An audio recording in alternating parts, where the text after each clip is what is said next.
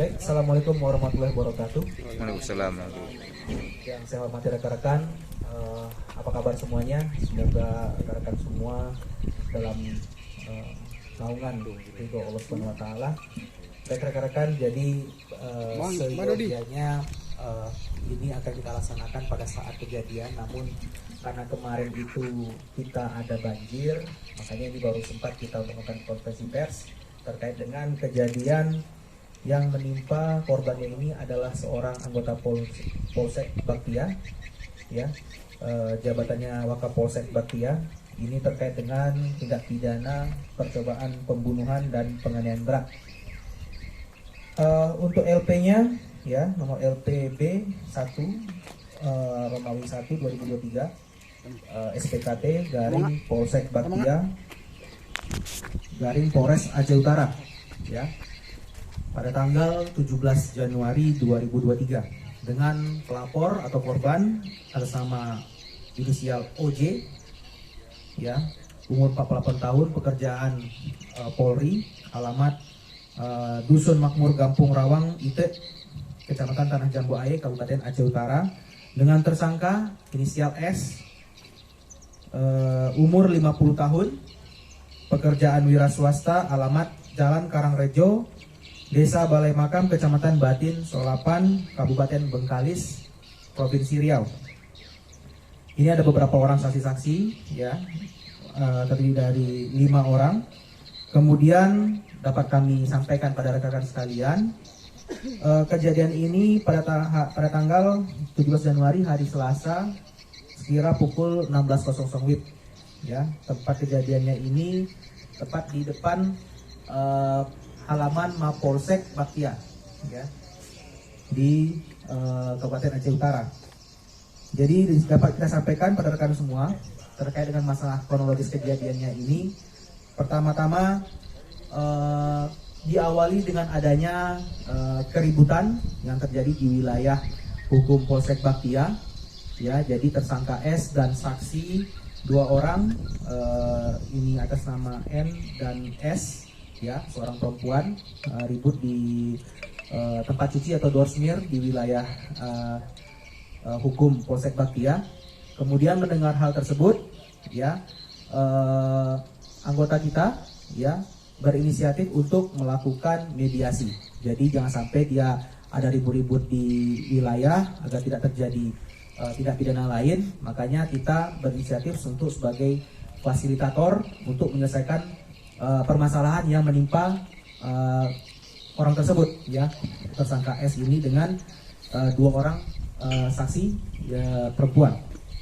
Nah, disampai di Polsek, ya, mungkin dikarenakan tidak ada penyelesaian, ya, tidak ada penyelesaian terkait dengan kendaraan yang sama-sama kita lihat berwarna merah ini dengan plat BM 1142 EM, ya, milik yang bersangkutan tersangka.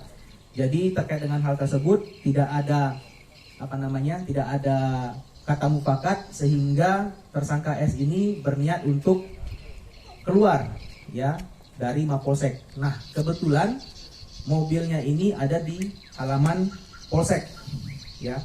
Jadi ini dapat saya sampaikan. Nah, pada saat dia mau keluar ini tanpa melihat dari tanpa melihat lingkungannya, hampir menabrak dari saudari S ini, ya. Ada dari yang saksi perempuan tadi hampir ditabrak, kemudian didorong oleh korban kita dengan inisial OK ini, anggota polisi ini, agar dia sampai ketabrak. Nah, ini detik-detik dia mengalami tabrakan, ya.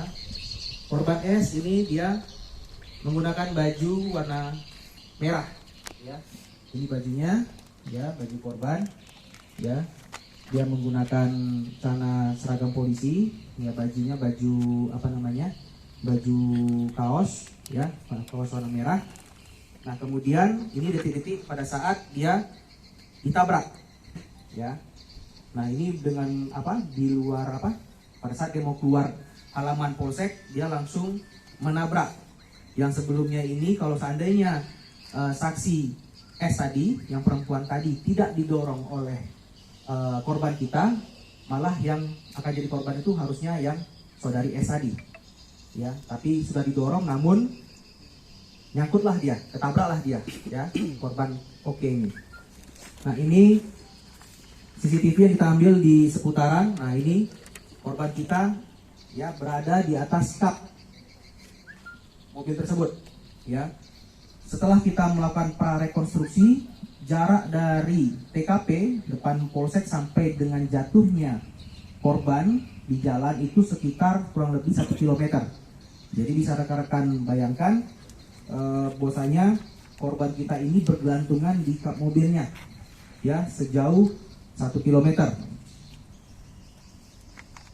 Itu terkait dengan masa kronologisnya. Jadi di sini dapat kami sampaikan juga, ya, terkait dengan barang bukti yang kami amankan, ya. Pertama itu 1 buah baju kaos lengan pendek warna merah bertulisan Levi's yang dipakai oleh korban.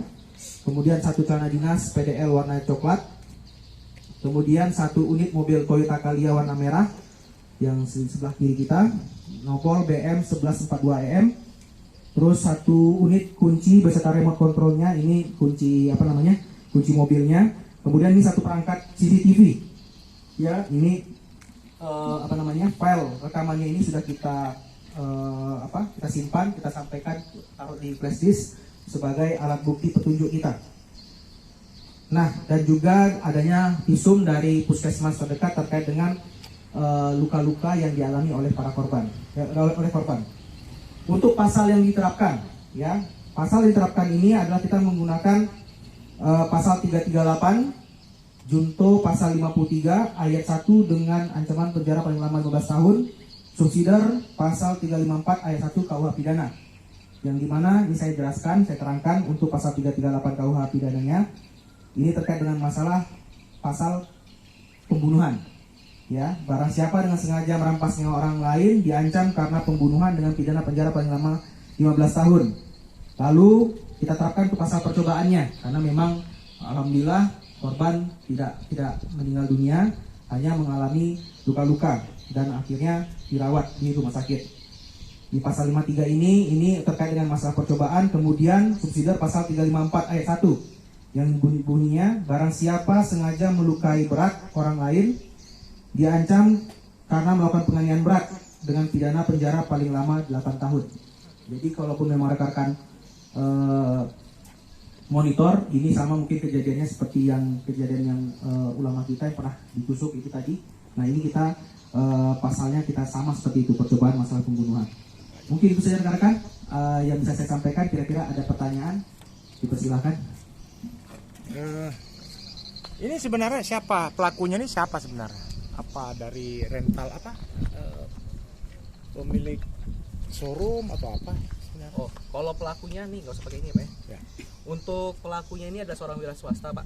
Ya, jadi kebetulan dia ini adalah warga aslinya, ini adalah warga dari Baktia. Kemudian namun karena memang dia sudah lama berdomisili di Bengkalis, Riau. Nah, ini kita tidak tahu apa kegiatannya. Namun setelah kita koordinasi profiling dari tersangka S ini, ternyata dia juga ada salah satu permasalahan di Bengkalis, ya, terkait dengan masalah pemalsuan akta autentik.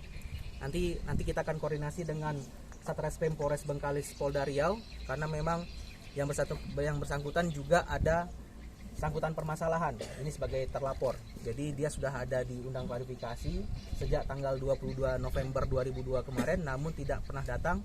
Nah ini makanya nanti kita akan koordinasi dengan penyidik dari Polres Bengkalis untuk dilakukan pemeriksaan yang terkait permasalahan dia di Riau, seperti itu. Lanjut Pak, kira-kira ada pertanyaan lain? Oh ya, jadi untuk setelah dia meninggalkan korban di dekat daerah Aludama dekat jembatan, ya, korban jatuh di situ, dia langsung melarikan diri ke arah Aludama. Jadi kira-kira itu sekitar 300 sampai 500 meter dari tempat jatuhnya korban, ya. Dia di situ bersembunyi di rawa-rawa. Nah, jadi alhamdulillah kita telah melakukan penangkapan, ya. Jadi yang bersangkutan ini kita lumpuhkan, tidak ada melakukan perlawanan, sehingga bisa kita amankan Awalnya dia sempat bersembunyi di situ, namun akhirnya berhasil kita cari dan bisa keluar dari persembunyiannya di dekat rawa-rawa tersebut. Seperti itu. Ditangkap tanggal yang sama ya, tanggal kejadian. Tanggal yang sama. Lain kira-kira bang ada yang mau ditanyakan lagi? Cukup ya.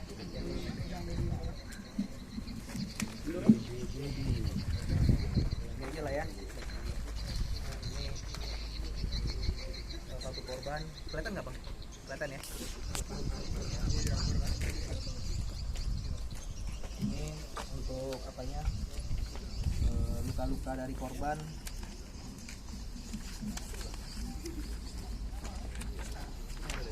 Ini korban kita. Ini kita buramkan aja sedikit ya wajahnya. Ini korban setelah kita rawat di rumah sakit, ya sudah ditabrak oleh pelaku, kemudian dibawa di atas kap mobil itu kurang lebih sekitar 1 km. Terseret ya di depan, tidak Terseret terseret di depan. tapi nempel Di depan ya, kalau kita lihat ininya dia nempel di depan. Ini CCTV di salah satu jalan di dekat jalan lintas Banda Aceh Medan. Ya, mungkin bisa rekan-rekan bayangkan nanti selama ya 1 km lah bergelantungan dengan sekitar ya kurang lebih 60-70 km per jam kecepatan mobil pada saat itu. Ini korban sendiri ada hubungannya nggak dengan pemilik mobil ini maksudnya? Oh tidak, jadi memang seperti yang saya sampaikan tadi di awal, bahwasanya memang awalnya itu ada perselisihan ya antara tersangka S dengan 2 orang saksi yang dari pihak Lesing di Medan. Namun setelah itu karena memang waktu itu ribut-ribut, ya kita dari anggota Polsek untuk berinisiatif selesaikanlah di kantor, jangan sampai di luar ini malah timbul keributan.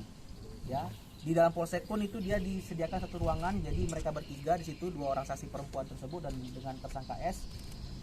Itu dia tanpa ada ikut campur dari anggota kita. Kita hanya sebagai fasilitator untuk mediasi.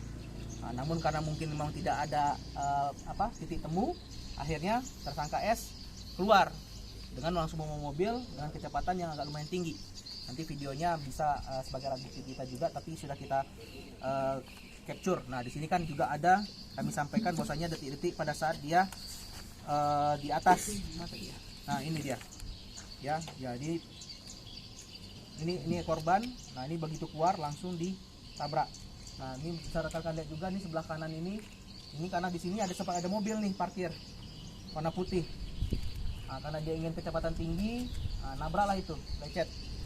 Ya bisa rekan-rekan saksikan bahwasanya memang niatnya itu sudah ingin cepat untuk lari dari Polsek dengan kecepatan yang ya lumayan tinggi lah, sehingga bisa akhirnya membawa korban kita sampai ke di atas kap seperti itu.